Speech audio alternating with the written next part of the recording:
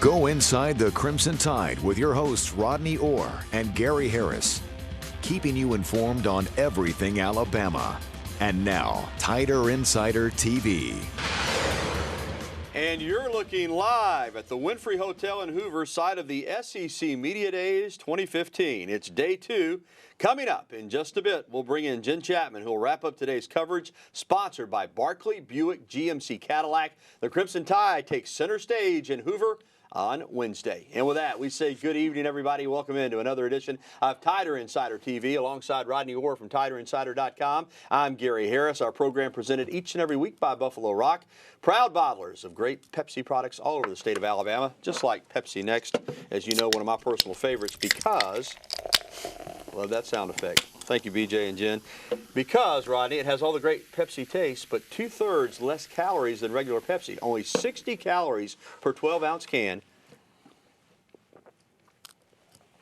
And it goes down so smooth. Pick up some Pepsi Next the next time you're at your local grocery store. Well, Rodney, we're going to start out the show on a very sad note. Last week, a true Crimson Tide legend, Kenny the Snake Stabler, passed away at the age of 69 from stage 4 colon cancer.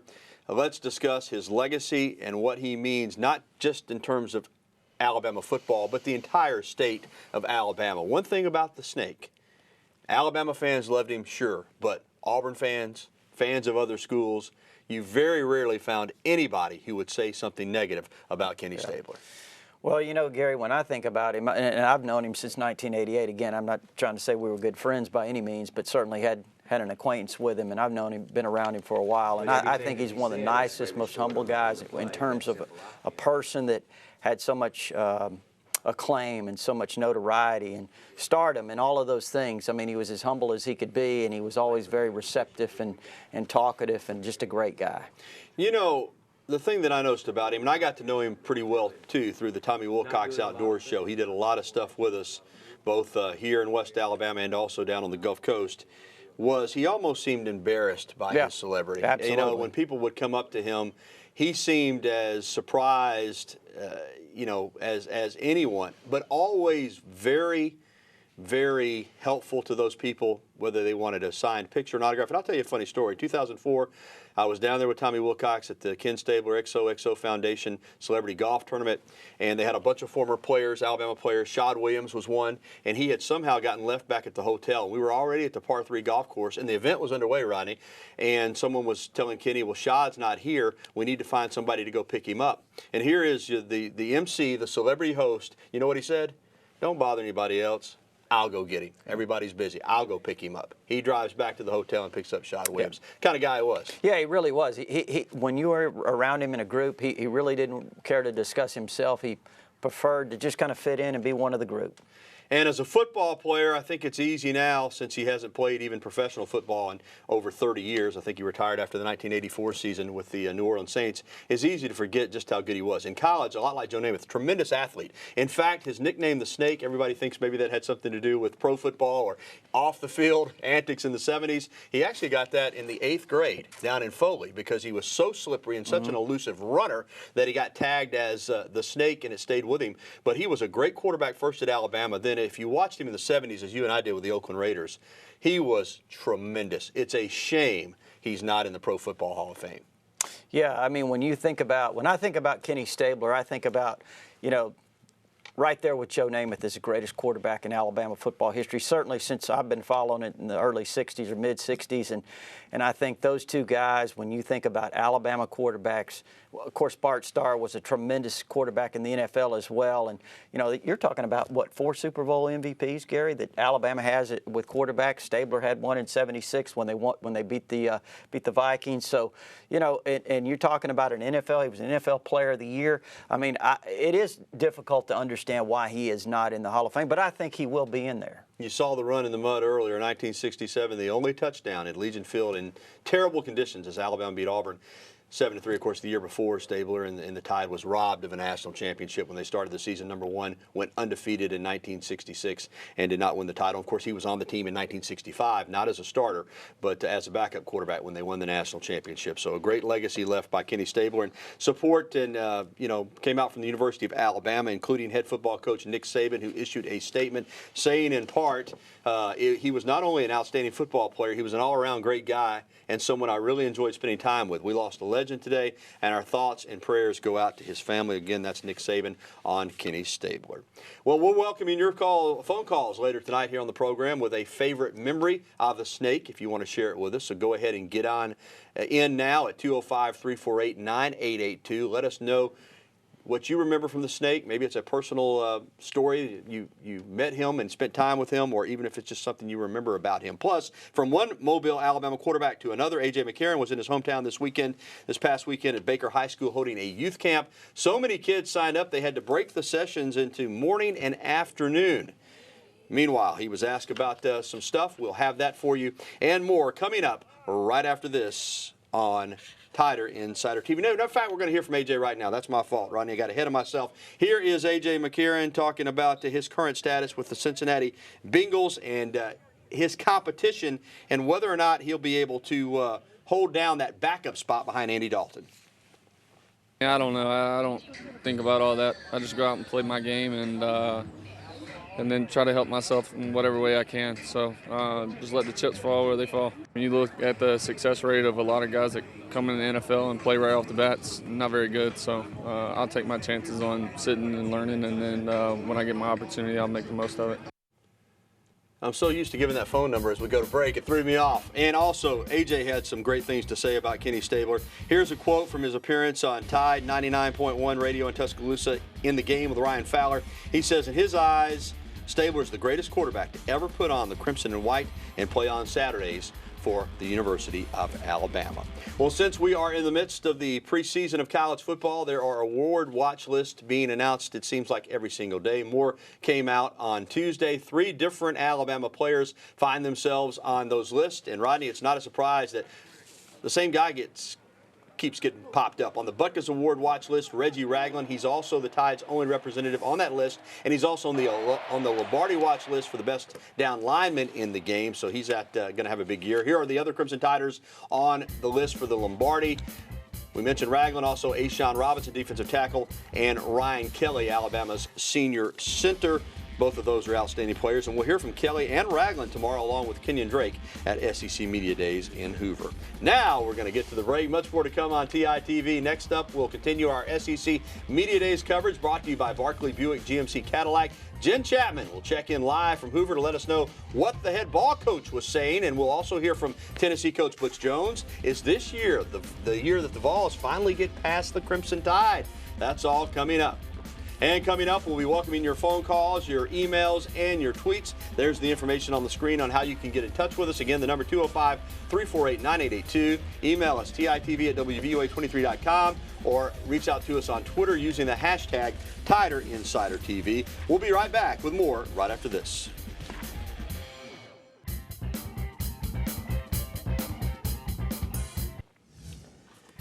And we're back on TITV here on WVUA 23, Alabama's Media Day session. Wednesday, bright and early. Alabama's bringing a contingent of seniors this year to Hoover. As I mentioned earlier, linebacker Reggie Ragland, running back Kenyon Drake, and center Ryan Kelly will make the trip and represent the Crimson Tide. All 3 of those guys, along with 4 more of their teammates, appear on the cover of this year's Alabama Football Media Guides. The school released the 4 covers on Saturday as usual. It's a good-looking, athletic bunch of football players getting some face time on the Media Guides. And now we continue our Media Days coverage, Rodney, thanks to our great sponsor, Barkley Buick GMC Cadillac, by heading out to Hoover, where Jenn Chapman is standing by. Jen, a jam-packed day today with South Carolina, Texas A&M, Tennessee, and Mississippi State.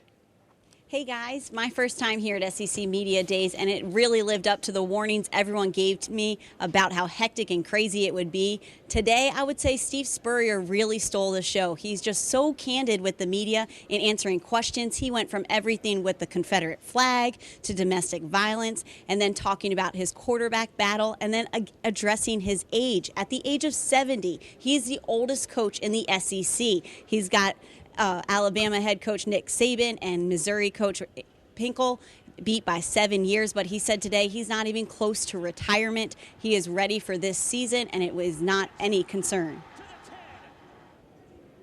Maybe about the same as Coach Krzyzewski at Duke. You know, we're about a year apart in age.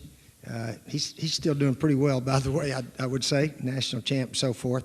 There's people running for president that are my age, right within a year of me, Donald Trump, Hillary Clinton. Somebody told me the other day that I was the youngest coach in the SEC who's won 4 straight bowl games. Pat, you knew that. A lot of people don't know that. I'm the youngest that has done that right now. So anyway, but it's something for the critics to talk about. When you don't go 11-2, well, let's see, how can I criticize South Carolina? And that's what they get paid to do.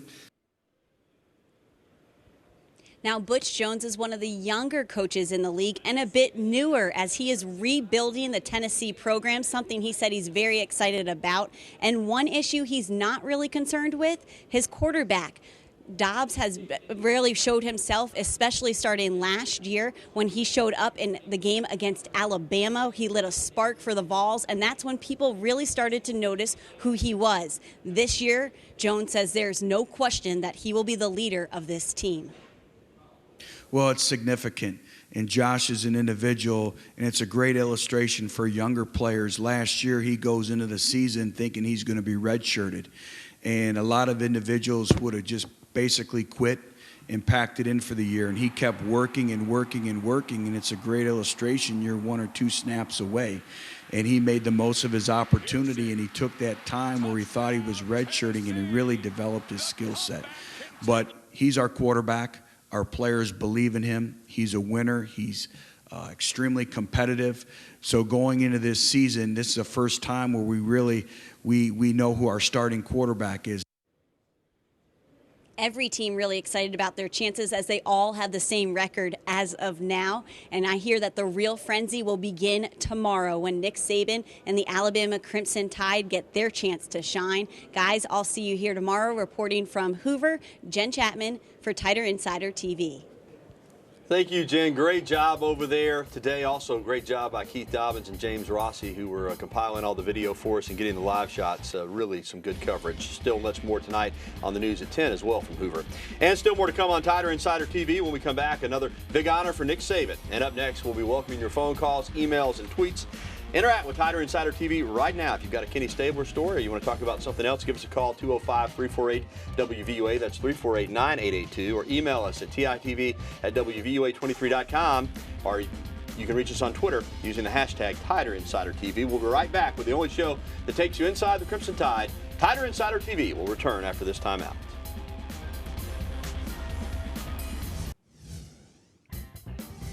Nick Saban is going into his alma mater's Hall of Fame. Kent State University will induct the former defensive back and graduate assistant coach for the Flashes from 1970 to 72. He was a DB, then was a assistant coach there. He'll go into the school's Athletic Hall of Fame along with Patriots wide receiver Julian Edelman. Of course, Saban also started his head coaching career in the state of Ohio at Toledo in 1990. But going into the Kent State Hall of Fame, you know that's going to be special for him as a graduate of that university. All right, Rodney, it's time to head now to the phone lines. Let's go. Well, let's stay right here in Tuscaloosa. First up tonight, talk to our buddy CB. CB, you got your ears on. What's up, pal? Yes, sir. Hey, y'all gentlemen, I tell you, Mr. Snake Stabler, what a man. He will be missed so bad. I tell you, he was a legend, all right. He's great for Alabama football. He's a diehard Alabama man. Paul Bear Bryant, man, and nice to everybody. My daughter and I, right quick, was out on the quad several years back, and he signed a hat for her. And she called me the other day. She lived out of state. She said, Dad, I still about Snake. She said, I got the hat. And, boy, he was something. I miss him on the radio. I hate it, and I'm still disappointed University the way they done him. He ought to be the play-by-play man. He should still be, and God bless him. Thank you. Well said, CB. Appreciate you sharing that Kenny Stabler memory with us. Let's go over to Pelham and talk to Ed. Ed, welcome into TITV. Hey, good evening. How are you doing? I tell you what, I was fortunate enough to meet the Snake, and I walked up to him out of the blue because I saw him and recognized him. It was a nightclub in Birmingham. And, I said, you're the Snake, aren't you? And we started talking, and we sat there, and we had a beer together. And he signed some autographs for me, one for me and one to my son and all. And after he was there for a business meeting. And after the meeting, he came back over to the table I was at and stayed for about an hour just plain talking. It was a great, he was a very personal type guy. Yes, he was, Ed. Very well said. Just never met a stranger. And like I said earlier, sometimes even seemed a little bit embarrassed by all the attention, but loved people and just loved life. All right, let's go to Gordo and talk to Eddie. Eddie, welcome into the show. Yeah, I heard a story one time about Kenny Stabler. He was a senior, and he didn't know where he wanted to go. And some of the men, I don't really remember how it went, but they wrote a letter, and like it came from Barry Bryant or something, and gave it to him, and it kind of persuaded him. I just wondered if anybody can remember that story. You know, I've heard some great Kenny Stabler stories. I have not heard that one. Not saying it's not true. Rodney, is that one you ever heard? That particular one, but it wouldn't surprise me if something like that happened. A lot of things happened in recruiting back in those days that are a little bit different, unique. Yeah, but that was a good story, though. You know, somebody forging a letter from Coach Bryant to a high school recruit, I bet that's not the only time it happened. Listen, let me tell you, Alabama had a kid wrapped up from the state of Utah one time, and he received a telegram on signing day morning that Alabama was full of scholarships, and it was a fake. Yeah, and he ended up signing with BYU. Worked the other way. Yeah. But that's a good story, Eddie, and I wouldn't be surprised one bit if some people there that wanted him to go to Alabama did type up a letter, sign Coach Bryant's name to him, and send it to Kenny Stabler. But he wound up going to Alabama, loved his experience here, and as somebody said earlier, he was a Crimson Tide man through and through. Well, more to come on Tider Insider TV. When we come back, the 2016 non-conference football schedule is wrapped up. We'll tell you who Alabama has added, and more of your phone calls, emails, and tweets. Kenny Stabler stories, if you've got one to pass along, feel free to give us a call, or you can talk about any Alabama subject if you want to do so. Again, there's the information on the screen on how you can get in touch with us. We'll be right back with the only show that takes you inside the Crimson Tide, Tider Insider Television. We'll return right after this break. Welcome back to TITV. Alabama's 2016 non-conference football schedule is wrapped up. The Tide added Chattanooga to go along with the opener in Dallas against Southern Cal, Western Kentucky, and Nick Saban's alma mater, Kent State. Alabama still has one spot available on the schedule for 2017. All right, Rodney, let's head right back to the phone lines, and let's go down. Speaking of the Snake, his hometown, Foley, Alabama. Butch is with us. Hey, Butch, welcome into the program. Thank you very much. A real quick story. Matuzak, Blitnikoff, and Stabler were big buddies out in Oakland. And Matuzak, he was a little different guy, but Blitnikoff always thought about the future, and he kept talking to Snake. He said, we got to do something because this football's not going to last forever. And the money wasn't anywhere near it is today. So Blitnikoff decided he's going to do some television shows, kind of like Tommy Wilcox, kind of like a brand-new guy doing that. And he said, Snake, would you mind if I did you the first one? They did, and they met up at Orange Beach, launched the boat at Boggy Point, and went out to do his little speck fishing, red fishing, and anyway, Stabler forgot the beverages. With a big Coke or whatever, So he jumped back in his boat. He typically a Tommy had a 15, 16-foot boat with a big boat he put on it. Very good car driver and boat driver. He goes back, and he had a little bar there called Wing Zone. He goes in to get a little beverages, and people came in to enjoy him, and he just kind of forgot about Blitnikoff. Well, it wasn't very crowded back then in the 70s and 80s, and Marine Police finally took Blitnikoff in. He was a very fair-skinned guy. He looked like a lobster when he walked in, just jumping up and down over Stabler. Well, they sat down and had a cold drink, and they enjoyed themselves. And Kenny just would not turn anybody down that wanted to autograph a time with him, and he gave too much out of his life, I'm afraid. But a good guy, as everyone's always said, and what can you say about him? The toast. One more thing, you need to ask Feinbaum about Kenny's camp in Marion, Alabama, and Kenny driving Feinbaum and his agent, who was Henry Pitts at the time, to the Selma Quarterback Club. It's a heck of a story. All right, Butch. Thank you. That was really great, outstanding. We'll try to ask Mr. Feinbaum about that at some point in time. Let's go to Birmingham and talk to Bill. Hey, guys. Good evening. Hey, Bill. Hey, in 1987, Bob Costas was doing a Sunday night radio broadcast from a cruise ship that was docked outside the harbor in Lower Manhattan.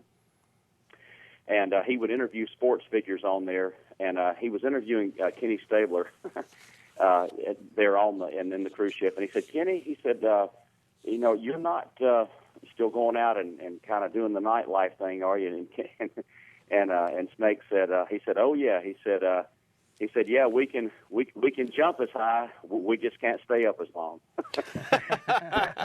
This is good stuff. Let's go over to Heflin and talk to Pad. Hey, Pad, got about a minute. What's up? Okay, I just wanted to share with you my Kenny Stabler story. I never met him, but in 1965, at the age of 13, I got to go to my first Alabama game. They were playing South Carolina in November of that year, and Steve Sloan was the starting quarterback, but late in the game, Bama had a big lead, and Coach Bryant put the second team in, and, of course, the Snake was the quarterback. They had the ball on the 20-yard line. They drove it 80 yards down the field for a touchdown. Snake ran the ball every play but one in that drive, and I knew then why they called him the Snake. Yeah, he was hard to get a grip on. He was some type of athlete. Hey, great stories tonight. Thanks for your phone calls and your Kenny Stabler memories. It's been a lot of fun taking a look back at the great life of Kenny Stabler. All right, we're going to be back to wrap up this edition of Tider Insider TV right after this. You stay with us.